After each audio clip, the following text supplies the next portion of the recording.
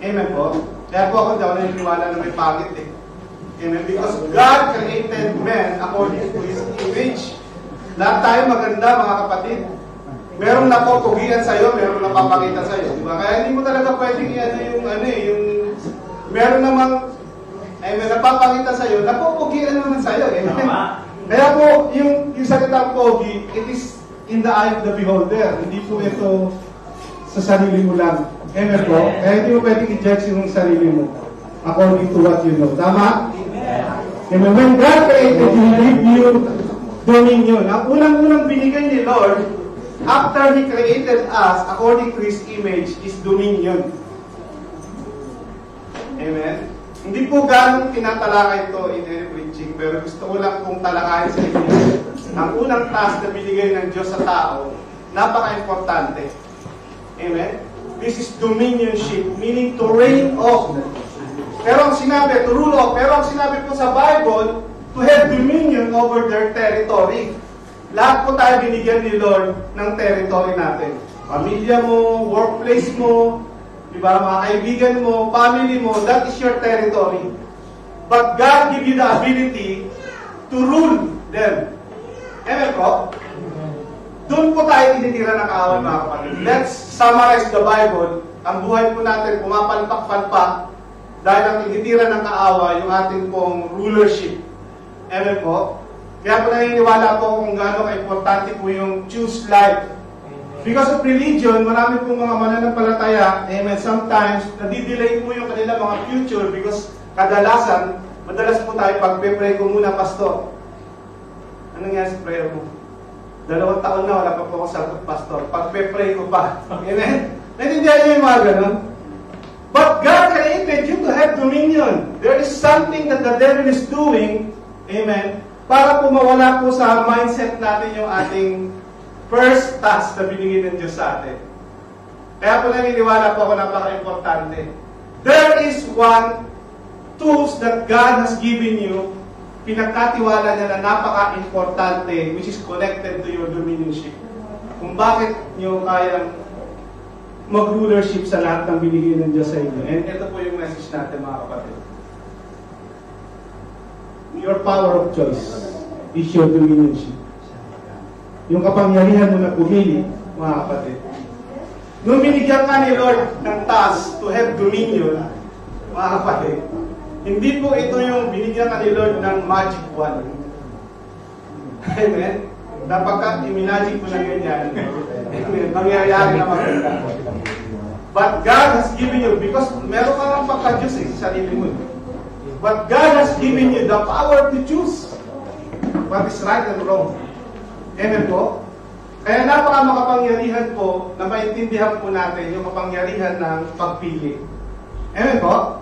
Amen. Araw-araw po, yan pong struggle natin. Pag-gising mo pa lang sa umaga, pagmulat ng mata mo, ang una mo agad, magpe-pray ba ako ng pasasalamat o gigising na lang ako? Di ba? Pag-gising mo, maliligo ba ako o maghihilamos lang ako? Amen po? Magbabrush ba ako ng ngipin ko o hindi na? Amen? Anong isusuot kong damit? Magpupula ba ako? Magbublue? Lahat po!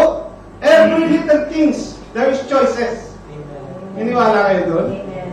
Kaya napaka-importante po itong message na ito, mga kapatid. Amen?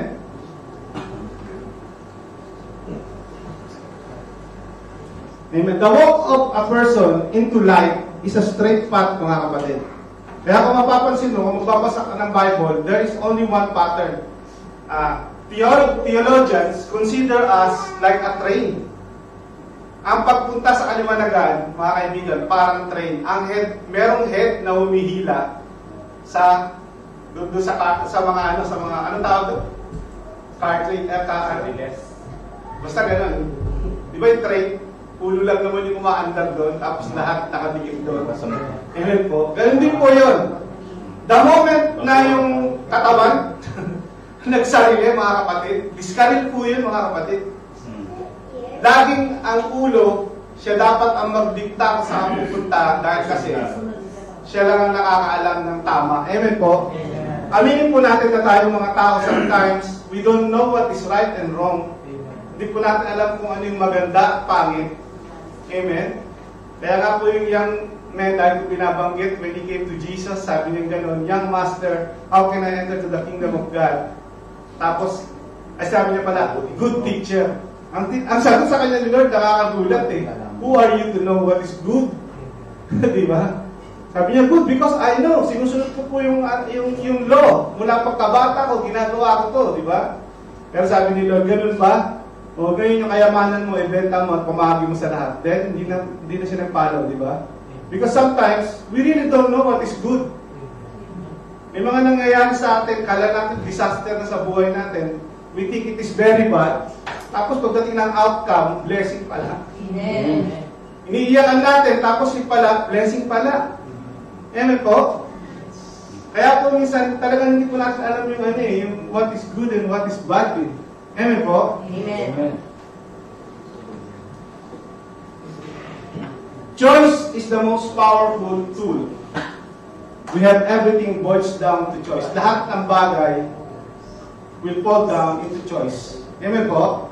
We exist in a field of infinite possibilities. Bawat pili mo, mga kapatid, there is an infinite possibilities. Bawat pili mo, may magiging resultang kakaiba. Intindihan nyo? Pikit niyo mga mata niyo, mga kapatid. Pikit niyo mga mata niyo. Gusto ko, imagine niyo, yung mga importanteng time na may pinili ka. Kung iba lang sana yung pinili mo, imagine mo kung anong buhay meron ka ngayon. Amen.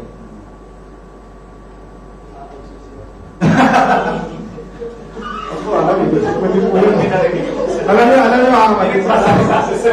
Alam niyo mga kapatid, bago ko pinapikit yung mga mata niyo. Amen. Inisip ko na yun. Nagpikit din ako ng mata eh. Diba? Ang daming mga bagay na dapat kung tama lang yung choice natin, mas maganda pa yung buhay sana natin ngayon.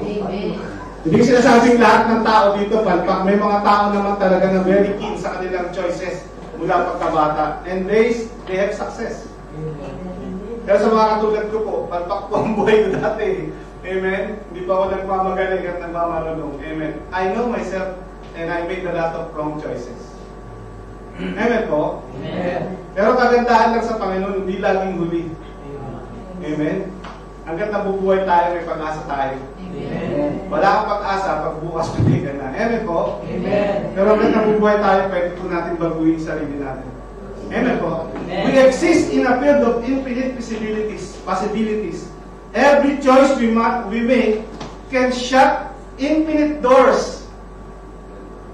One choices, pwede magsara ng napakaraming pinto. At the same time, one choice, pwede rin magbukas ng napakaraming pinto.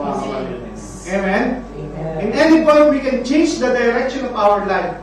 Kahit bukas, pwede mabago buhay mo. Amen. In just a single choice na gagawin mo ngayong araw na to. Amen po? By a simple choice. It's all in our hands, our hearts, and our mind. Nasa isip natin, nasa kamay natin yan, nasa puso natin, mga kapatid. Sabi nga ni John Maxwell, amen, isang sikat na, amen, tagapagturo. Sabi niya, life is a matter of choice, and every choice you make, makes you. Sa akin po, meron po akong upgradation doon. Amen.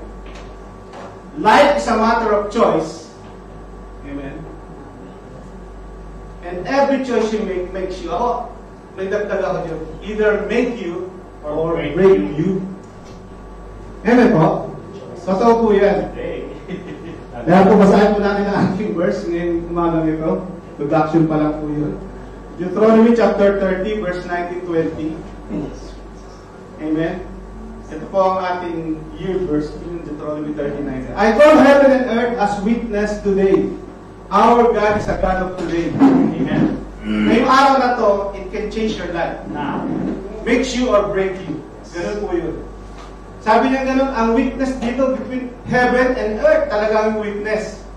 Ang sinet ni Lord, amen, is between life and death. Blessing and cursing. Wala pong gitna. Ang sinet ni Lord sa atin is blessing. Pero laging may kaaway. Lagi siyang may opposite sa binibigay ni Lord. So may death. May blessing at merong curse. Amen? Pero binigyan po tayo ng suggestion ni Lord. Amen? Para hindi ka na malito pa. Therefore, choose life. Amen? Meron pong mga pilosopo sabi, siyempre, choose life kami. Di ba, Pastor? Choose life kami. May choose ba naman ng death? Meron pa mag-choose ng curse. Pero mga kapatid, kung talagang alam natin to mga kapatid, hindi na isusulat to. Amen? Kasi sinabi ni Lord to sa mga people of God, ibig sabihin, alam nila yung salita ng Diyos. Kilala nila yung Diyos, not like us. Nakilala natin yung Diyos sa pagbabasa ng Bible, pakikinig sa pastor, sa mga nangyari sa buhay natin. Pero itong mga taong to, narinig nila si Lord. Naglakad sila sa desert, kasama yung pillar of fire. Biniyak yung dagat para makatawid sila, mga kapatid. Ganun ang pagkakakilala nila kay Lord. But still, God gave them this. Na alam kong very important din sa atin. Amen? Mahal kong bagay, mga kapatid, ang katotohanan, mas pinipili pa natin yung kamatayan at saka yung curse. Amen? We need to admit that man needs guidance. Amen po? Amen. Bakit po kailangan po natin mamili ng buhay? That both you and your descendants may live. Kalooban ni Lord, amen, na umaba yung buhay natin, na magkaroon tayo talaga ng totoong buhay. Amen? That you may love the Lord your God. That you may obey His voice. Ba't kailangan natin siya mahalin? Ba't kailangan natin siya sundin? And that you may cling to Him. Ba't kailangan natin magkaroon ng intimate relationship sa Diyos? Because He is your life. Yun po katotohanan. Hindi po natin maabot itong binabasa natin ito. Sometimes we read the Bible, wala pong dating sa atin.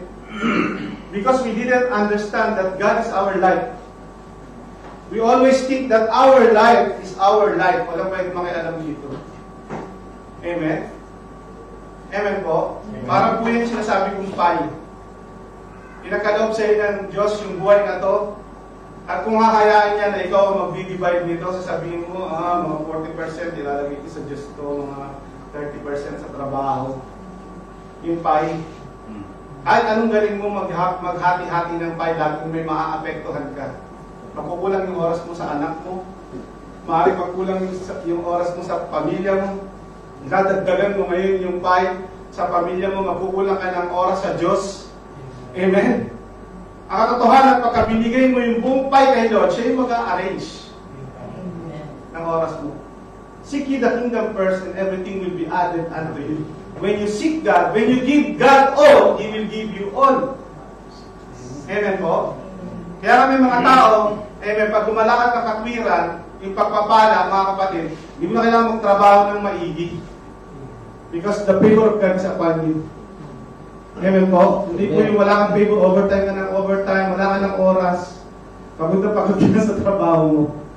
In one shot, kaya kang pagyamanin ng Diyos. In one day. Amen po? Pwede ka namang sobrang yaman mo na, nakaipon ka na, pauwi ka na, tapos bigla na lang sasabihin ng doktor sa'yo, may cancer ka. Amen? Mga kaibigan, pag may cancer ka, lahat ng ipon mo, ubos siya. Amen po? Ang katotohanan, ang Diyos ang buhay mo. Sometimes we never realize it, lalo na pag maganda buhay mo. Hindi po natin na-realize na ang Diyos ang buhay natin. Iba po kasi, alam niyo po yung mga kapatid, minsan may sinasabi ako, hindi maabot ng iba, kasi syempre iba yung dinaanan nila, iba yung dinaanan ko. Amen? Meron kasi mga dinaanan ako na hindi yung dinaanan, pero kagandahan po ng preaching, kung makikinig ka lang, hindi mo na kailangan daanan pa yung dinaanan ko. Amen? Because I experienced a life without God. Walang favor. Isipin mo galing ka sa favor, ganda ng trabaho mo, lahat ng prayer mo, nangyayari, blah, blah, blah, blah, isang time na pumalpak ka, and the hands of God is not upon you. Hindi ka makaharap ng trabaho, hindi ka makaharap ng maayos na trabaho. Lagi kang gipit, then you will realize kung ano yung nasa iyo ang Diyos, mga kapatid. Amen po? Amen. Hindi naman porket, amen, pag pinarusahan ka ni Lord, wala na sa iyo yung Diyos, because sabi sa Bible, amen, na yung pagdidisiplina ay para sa mga anak. Amen. Amen po. But sometimes, God will discipline you, lalo na kung ikaw ay nangangaral na. Amen po? Amen. We need to realize that. And that you may cling to Him, for He is your life and the length of your days, and that you might dwell in the land.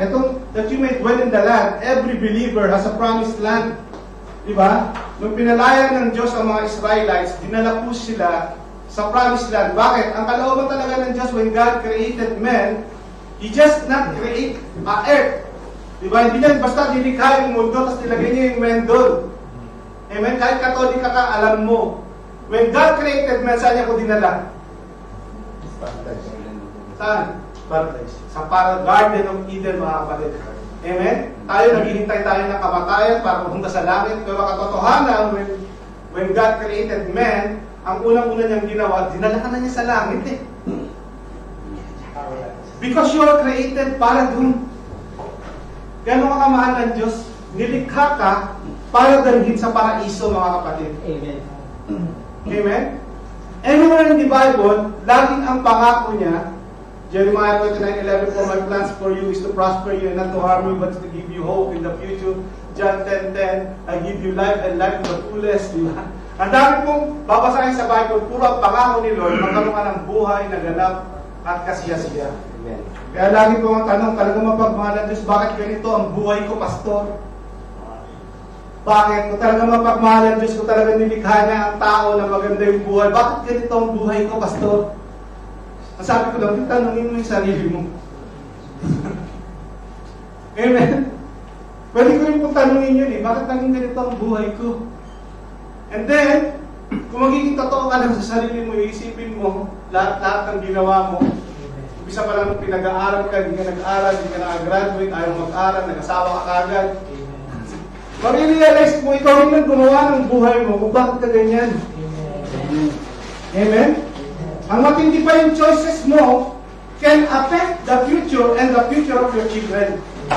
Pag sinabi mo, hindi ako pastor, talagang hindi ako nag-aaral. Gusto ko mag-aaral, hindi ako pinag-aaral ng mga magulang ko. At tanong yung mga magulang mo, anong ginawa nun? Yung lolo ng mga lolo mo, anong ginawa nun? That affects their children and their children. Yun po ang katotohanan mo. Alam nyo kung maintindihan nyo na yung choices nyo can affect your future. Future ng mga anak mo, hindi lang mga anak mo, kahit ang mga magiging apo mo, mga kapatid. Mag-iingat ka ng mamili, sir. Niniwala ko kayo.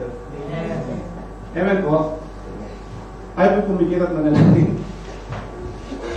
Maraming salamat, Lord, sa umagang ito, Panginoon. I know, Lord, that your word is like a sharpened sword that can divide even the bone marrow. Lord, alayanin ko, Panginoon, na hindi maging entertainment ng word na pag-aaralan namin. Starting from me, Lord, hallelujah, shaking my soul, shaking my innermost, Panginoon, and change me. And change everyone who will hear this word, Lord God. Lord, nananalangin po ako, Panginoon, that after I speak to them, hallelujah, let your Holy Spirit convict them. And starting today, Panginoon, we are going to learn how to choose life. In Jesus' name. Amen.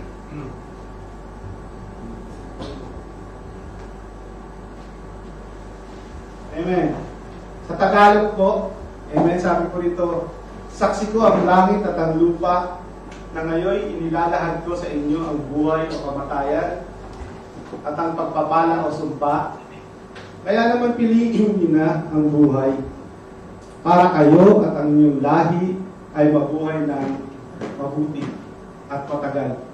Ibigin niyo si Yahweh, sundin niyo siya at manatiling tapat sa Kanya upang kayo at ang inyong saling lahi ay mabuhay ng matagal sa lupang ipinangako niya sa ninuno niyong sina Abraham, Isaac, Jacob. Amen po.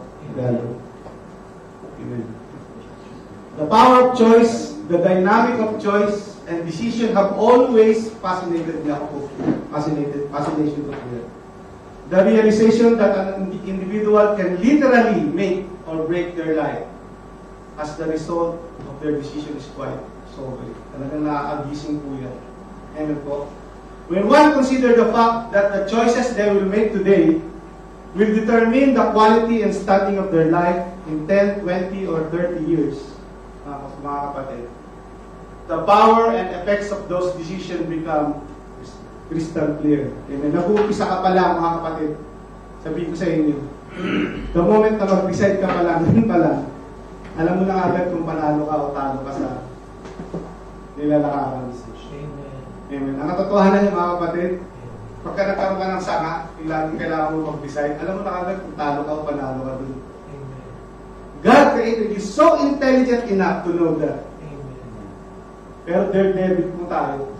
Diba? We died even if we know that it will cost death. Bakit po? Amen? While it would be nice to have an opportunity to make each and every decision in perfect condition, mga kapatid, ang katotohanan, truthfully, it's rarely the case na pumili po tayo ng tama. Many times, decisions are made in spur of the moment and with little forethought. Kadalasan, pag inatake tayo ng decision, walang oras. Laging meron time limit, di ba? Kadalasan naman talaga pumapantak tayo kasi mabilisan na kailangan natin pumili. Amen po? Many times, decisions are made in spur of the moment.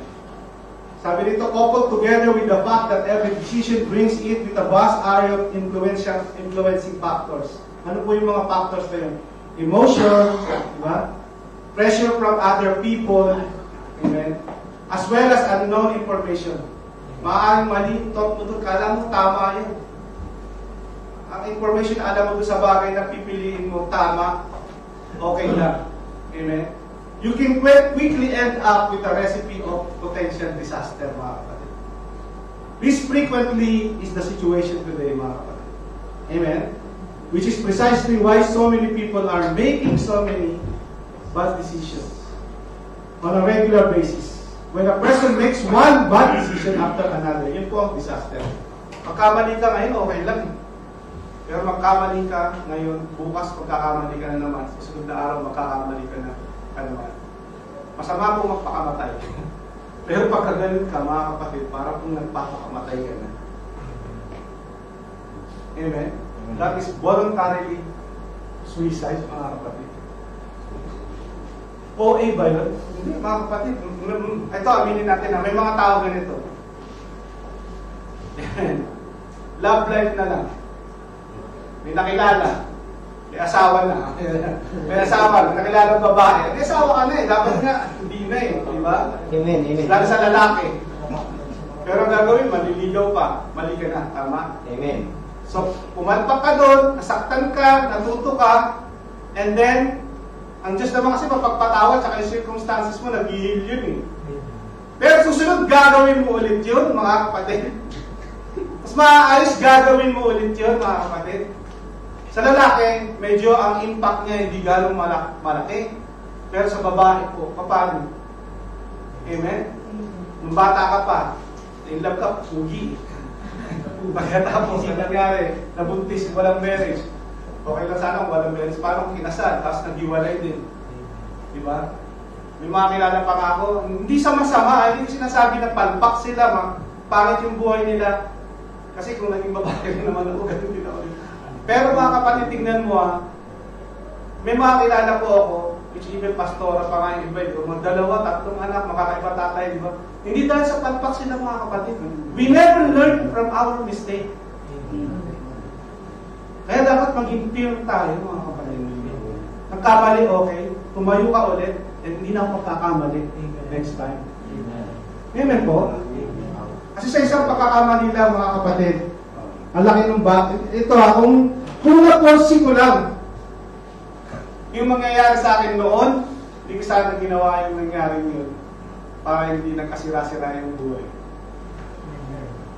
But our God is a gracious God. Binigyan niya ako ng fresh start. Pero maraming nawala, mga kapatid, sa akin. Diba? At yung nawalang yun, mabigat yung impact. Amen po. Wala lang sa poder mo yung mga anak mo, tapos, diba? Hindi mo sila mag-guide. May malaking bagay po yun. Araw-araw po dinadala ko yun. I preach with authority. I preach like this because Ayaw ko mangyari sa inyo yun. Amen po. Napaka-importante po na pumili ng tama. Kung gusto mo lang magpapayat, pagpili lang din ng tama yun kasi everyday, laging struggling. Ang kaya akong tama. Ito parang cake. Alam mo naman yun, pag nagkainan sa office, di ba? Pwede ka naman sabing no, di ba? Pero hindi, kain ka rin. Ikaw alam mo bakit isa pumapayat? Alam mo yun? Ako alam ko eh. Yung asawa ko na, nag-post pa sa Facebook eh, na yung tramong diet daw, pag sabi ng bukas na yung start ng lahat. Tama naman. Bukas ako ng bukas. Naintindihan mga kapatid. Every day, struggle ka sa choices mo. Amen? Ang lalaki, lalo na, wala yung asawa ko, may makikilala kang babae, kukunin mo ba yung telephone number o hindi? Dapat hindi na, di ba? The moment na kinuha mo yung telephone number, wala na, tatawagan na kayong dalawa. Alam na natin kung saan babagsak yun. Kaya mas...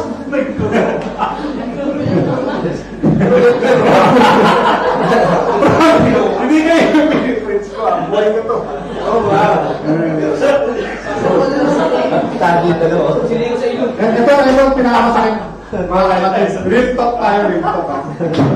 Dati, wala kang asawa, nag-pray ka. Lord, ginoon ako ng maayos. Binigyan ka ng maayos na asawa, binigyan ka ng maayos. Nagkaanak ka. Napaka makasarili mo naman na after na ibigay niya yun, amen, mag-prepare ka pa sa ibang babae, mga kapatid. Diba? Paano kayang bawiin ni Lord lahat yan? Ano kayang gagawin mo? O magbiti ka, mga kapatid. Amen? Amen po? Ako ayaw ko sana expose yung sarili ko kasi pastor ako eh, di ba? Pero iniwan ko ako ng asawa. COVID po. Napakasakit po. Mga kapatid, ganito yan eh. Pag kayong lalaki, iniwan niya yung asawa niya. Iba yung dalawa nun, di ba? Alam niyo ba yun? Yung, ang impact nun, yung babae masyadong, hindi ko kasi alam kasi ang babae. Pero yung paglalaki, iniwan ng asawa, sakit-sakit din. Lalo na kung dati kang babaero. Tanggal lahat ng, alam mo yun, tanggal lahat ng confidence mo sa sarili mo. Hindi ka pala, wala ka naman pala, hindi ka naman pala special. Depende lang. Amen po. Mga kapatid, I preach this. Kailangan kasi natin matuto mga kapatid. Parang ano nangyari kasi, di ba? Sinusuntok ka na ng demonyo. Di pa rin na, pasuntok ka pa rin ng pasuntok. Matuto ka lang, bila naman ang Amen po. Hindi mo pwede ikaw naman nasuntok. Amen po. Magawa po ba yung preaching natin ngayon? Bisa natin. Oras eh. What is the understanding and purpose of the power of choice? Bakit po tayo mayroong power of choice? Ba't kailangan po natin intindihan yun? Una, choice is your power from God to live in His image. By choosing the right choice, yun po yung mapapalapit tayo to His image. Choice is the sacred trust given by God to do His will. Ito po pinakatiwala sa iyo ng Diyos powerfully para magawa mo yung will niya. Amen? Choice is also a tool that allows God to see your heart. Alam mo yung pagpili mo, doon na i-expose kung ano talaga yung laman ng puso mo. I can pretend I'm a pastor here. I can pretend that I'm holy. Pero sa pamamagitan ng mga pagpili ko, makikita nyo kung nasaan na yung gauge ng aking pagka-Christ-like. Expose ang puso mo mga kapatid sa pagpili mo pala. Pagpili mo pala sa gagawin mo sa oras mo mga kapatid. Sukat na sukat ka na dyan kung marunong at tumanggap at magpasukat. Amen po? Choice is your weapon to fight against adversary. Amen? Sabi nga nun, even the snake and the scorpions cannot harm you, sabi ng Diyos. Sabi ng Diyos, wala ba nakapag-harm sa iyo kahit demonyo kapatid? You have all the power to fight the devil. Eh bakit ganun? Lalo na lang kami natatalo ng diablo. Because you choose it. Pinili mo yun, mga kapatid, kaya ka natatalo. Amen? Choices and consequences. Ngayon sa Genesis chapter 4, verse 3 to 7. In the course of time, Cain brought some of the fruits of the soil an offering to the Lord. And Abel also brought an offering, fat portions, from some of the firstborn of his flock. And the Lord looked with favor on Abel, diba? And his offering. But on Cain and his offering, he did not look with favor. So nagtampo si Cain, very angry, and his face was downcast. Then the Lord said to Cain, "Why are you angry? Why is your face downcast? If you do what is right, will you not be accepted?" Maganda mga kapatid, kasi tanongin din natin sa sarili natin. But if you do not do what is right, mga kapatid, gusto ko lang po itong kulay dilaw na ito. Bako nyo sa inyo mga puso. Is crouching at your door. Sabi niya gano'n. But if you do not do what is right, sin is crouching at your door. Ang kasalanan, kumaalas ko sa pintuan mo, mga kapatid. It desires to have you. Ang kasalanan, it desires to have you. Amen? Kapatid niya ito. But you must rule over it. Ayaw naman pala, di ba? Bakit po natin kailangan intindihin that the sin na kailangan natin i-rule ang ating kasalanan, mga kapatid?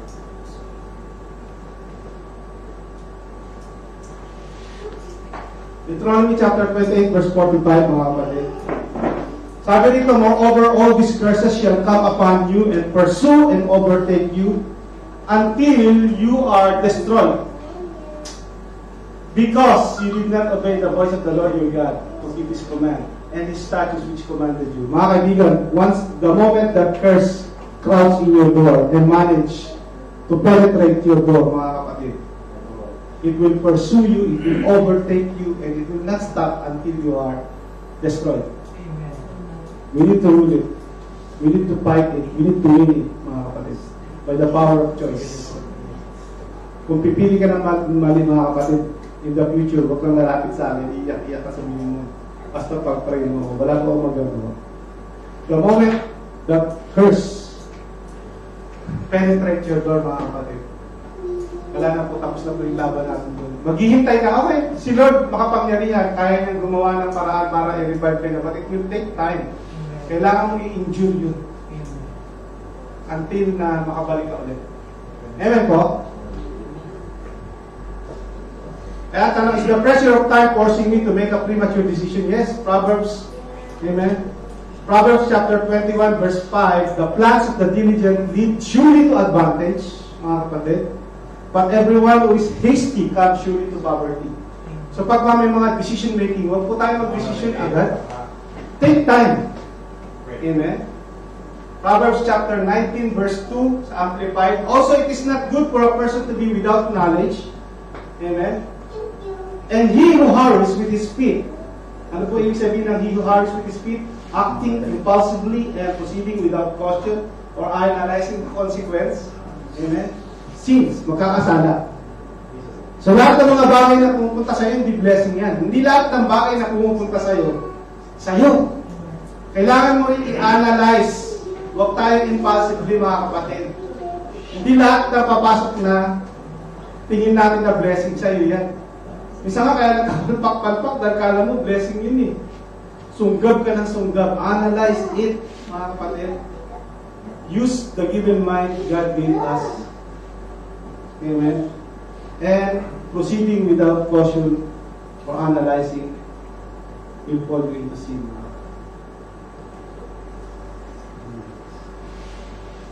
What possible motives are driving my decision? Amen. Kailangan po natin maintindihan yan.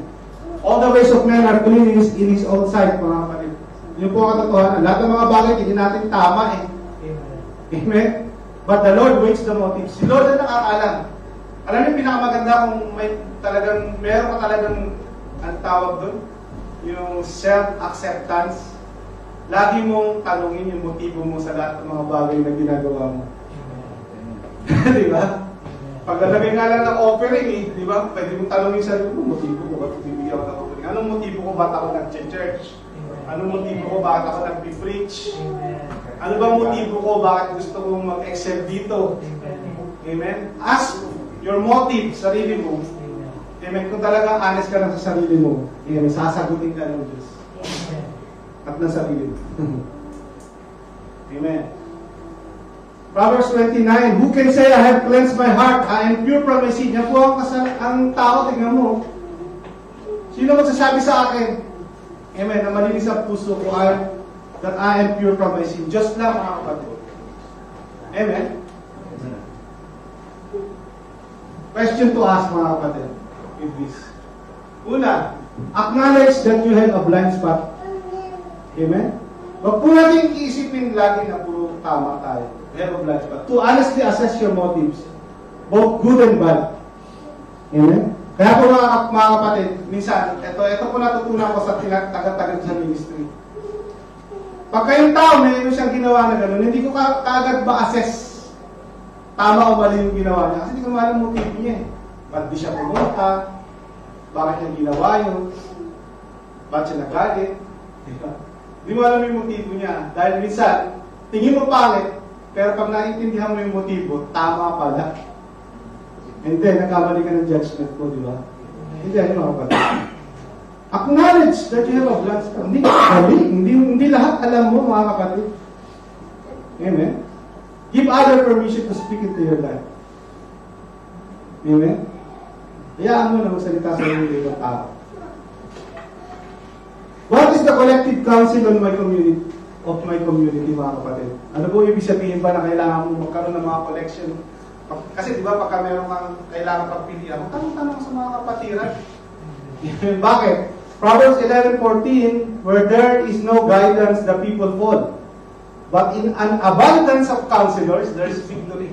Bible po nagsabi, pag maraming nag-counsel sa'yo, sigurado hindi ka papalpak sa desisyon mo. Kasi minsan kahit isa, dalawa, parang tama na. Pag napakinggan mo lahat, maraming tao, makikita mo, ay, mali pa pala. Amen? Proverbs 18:1, he who separates himself, seek his own desire. Bible po nagsabi niya, hindi po ako. Kung nagsasarili ka, nagmamarunong ka, walang nagdesisyon sa sarili mo. Amen? You seek by your own desire. He who quarrels against all sound wisdom. Yung nagpapawala sa lahat, kahit yung mga tama, dahil ka may question. Amen? Proverbs 18:2, a fool does not delight in understanding, but only in revealing his own mind. Fool po yun. Amen? Yung naniniwala lang sa kanyang iniisip. Have I honestly considered the warning signs? Diba? Kasi laging may warning signs naman yun. Amen.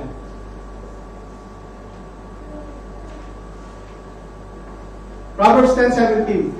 He is on the path of life who heeds instruction, but he who forsakes reproof goes astray. Marami po ganito. Actually, konti lang. Meron mga tao lalapit sa'yo, Pastor, ano po ang tingin yung advice ang gagawin ko? Kahit hindi sa pastor, minsan lalapit sa'yo mismo. Tapos ikaw, alam mo na yun, kasi nangyari ka sa'yo, alam mo yun, nakita mo na yung resulta mo. Sabi mo, ito gawin mo. Bilit mo mga kapatid, di pa ba yung gagawin mo? Unang tataka ko, ba't kailangan magtanong pa? Tapos gagawin din naman pala niya iba, di ba? Amen po? Proverbs 16:25, there is a way which seems right to a man, but its end is the way of death. Bible po nagsasabi ng mga kapatid. Proverbs 27:6, faithful are the wounds of a friend, but deceitful are the kisses of an enemy. Alam niyo yan. Naranasan niyo. Amen? Amen po mga kapatid. Naiintindihan niyo ba yung Amen. Question to ask. Don't think that you are exception to the rule. Amen po. Minsan kasi kanya po tayo mga kapatid, medyo inisip mo yun, inisip mo exception. Pero ganyan, mapagpatawad naman si Lord. Nauunawaan niya ako, yung puso ko, nakita niya, durog na eh. Kasi sinaktan din ako. May okay na ito, kahit may asawa ko. Amen po. Wala pong ganun. Kahit po binugbog ka na at grabe na yung naging pagiging biktima sa'yo mga kapatid. Kay Lord ang mali. Ang tama. There is no exception to the rule. Amen? Mas mahaba naman ako panalangin sa kanila. Mas maintindihan ako nila. Wala akong ganun mga kapatid. Amen? Remember that God's way is the best way. Wala na pong iba. Learn to read your Bible. Alamin mo kung yung choice mo, biblical ba to? Amen? Tama ba to? Amen? And what biblical principles should inform my choices, mga kapatid? Nagbigay ko ako dito ng mga konti-konti lang. Kasi ito yung nakikita ko most common mistake natin.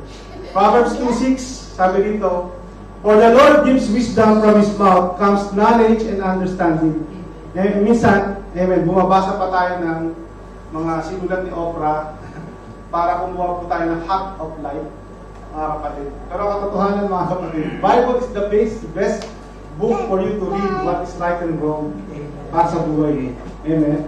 Proverbs chapter 3 verse 5-6, trust in the Lord with all your heart and do not lean your own understanding. Hindi ka po papalpak, mga kapatid, pag nagre-rely ka, kung hindi ka magre-rely sa own understanding mo. Ako, magaling ako dyan. Pag pinag-trade ko ito, ganyan. Ganito ang kaalabasan niya. Ganito yan. Pag ito, pinili niya. Ganito yan. Sigurado ako niya, puningin. Ayaw niya. Di ba? Just trust God, mga kapatid. Acknowledge Him. Ang sabi doon, and He will make your path straight. Okay po? 1 Corinthians 10:31, so whatever you eat and drink, whatever you do it all for the glory of God. Alam niyo, pagka ginawa niyo po ito, kahit magiging employee of the month kayo, lahat po ng gagawin niyo, gawin niyo the best para kay Lord. Yun po ang ibig sabihin niya. Amen? Makakapag-diet ka, kasi syempre pag kakain ka sa rin, para kay Lord kung makain. Amen? Alam mo naman kung, diba? Taas na nga sugar ko, kakain ka pa ng ice ka. Lalo nang nararamdaman, pastor. I wish ganun din ako eh. Pero hindi. Hindi ko na nagkakain. 2 Corinthians chapter 6 verse 14, do not unequally yoke with unbeliever, mga kapatid. For what partnership has righteousness with lawlessness? And or what fellowship has light with darkness? Hindi ko ako nagsabi nito, mga kapatid. Bible lang.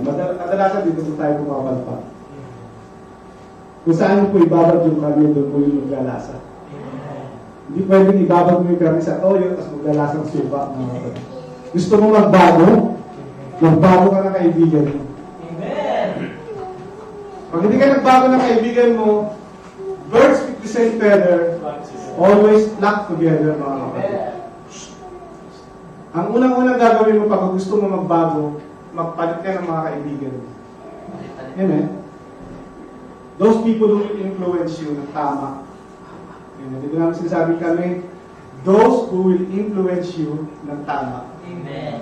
Amen. Proverbs chapter 22 verse 7, the rich rule over the poor, and the borrower becomes the lender's slave. Kahit masarap mangutang, mga kapatid, hanggang kaya o tayo mangutang. Pag wala, wala. Magtyaga. Amen. The moment na mangutang ka, mga kapatid, you will be slaves of the borrowers. Proverbs chapter 12 verse 26, the righteous should choose his friends carefully, for the way of the wicked leads them astray. Wala, di po ako naniniwala ako malakas. Kahit pastor po ako. Ako malakas ako, pastor. Hindi po ako pwedeng influensya ng iba. Okay lang naman ipagbarkada. Di po totoo yun, mga kapatid. Amen. Nagbakasyon po ako sa atin. Tagal po akong iniiwasan ng mga kabatch ko dahil feeling nila napakabanal ko. Para ma-reach ko sila, mga kapatid. Yung last na uwi ko, ang ginawa ko talaga, sumama ako sa kanila. Pag inuman, nandun din ako. Amen. Though nakapag-evangelize po ako sa kanila, pero deep inside my heart, may naramdaman po ako na ini-enjoy ko na rin yung ginagawa namin. Kaya wala po talagang malakas pagka kasama ko. Amen. Mga ibang trick. Amen. Ayaw ka sabihin ko yung trick na yun. Proverbs chapter 30 verse 20, he who walks with wise men will be wise, but the companions of fools will be destroyed. Yan po ang katotohanan, mga kapatid. Kaya nga sabihin mo sa akin yung nangyari sa iyo ngayon, tatanungin lang kita sino talaga yung mga tuloy mo mga kaibigan, lagi mong kasama. Alam ko na kasama ko kung siya. Hindi naman ako mag-re-review eh. Gusto ko matuto ka. Alamin mo yan sa sarili mo. Di ba? Philippians chapter 4 verse 8, Sabi nito, finally, brethren, whatever is true, whatever is honorable, whatever is right, whatever is pure, whatever is lovely, whatever is good repute, if there is any excellence, if anything worthy of praise, dwell on these things. Kaya minsan, mga kapatid, meron kasi tayo, ano yung tama, pastor? Ano ba talaga yung tama? Tanungin nyo lang po, ito lang gawin nyo lang basahan. Ito bang pipiliin ko? Totoo? Ito ba honorable? Amen? Ito ba tama? Amen? Ito ba pure? Pagkawala po dito, mga kapatid, kahit ano pa yan, hindi na natin kailangan pag-usapan na ano yan, biblical o hindi biblical, di ba? Huwag na natin gawin. Question to us, what does the Bible have to say about your decision? Yun lang po. Ito ba decision ko? Ano ba sinasabi ng Bible dito? Di ba? Yung mga gano'n kasi tayo decision, bakit? Pastor, ba't ako nagkamali ng decision ko? Eh, binata naman ako, galangin naman siya, nagmamahala kami dalawa. Sa mga bali, halos lahat ng mga tao ginagawa na yun. Diba? Wala naman kami inaano, sinasagasangan. Di ba? Minsan kasi, di ba, yung pasayan natin mga tao. Pero hindi po eh. Ang sabi sa Bible, pagka ikaw, wala kang asawa, hindi kayo kasal, at kayo ay nagniing, ang tawag po doon ay fornication. Is one of most deadly sin. Mamahala naman kami. Hindi po yun. What the Bible says about your decision. Who can help me better understand what God's Word says about this decision? Sino pwede ba tumulong sa akin para sa decision na ito? Yung tanong. Make sure you are not the only one who holds your interpretation. Isa kasi ikaw lang nag-i-interpret sa sarili. Kaya mo ipa-interpret sa tingin mo, di ba? Hindi po porket nagsasabi yung tao, kahit leader, sa isang tao, tingin mo, tama ba ito? Na weak siya, hindi po. Ayaw lang magkamali. Amen po? Kung ayaw magkamali, magtanong ka. Kasi hindi po porket pastor ka, mas mataas ka na dun sa mga tao na ako dito. Marami pong akong hindi alam na alam nyo. Amen? Meron ako alam na hindi nyo alam. Ganun lang po yung mga kapatid eh. Amen po? Hebrews chapter 11 verse 40.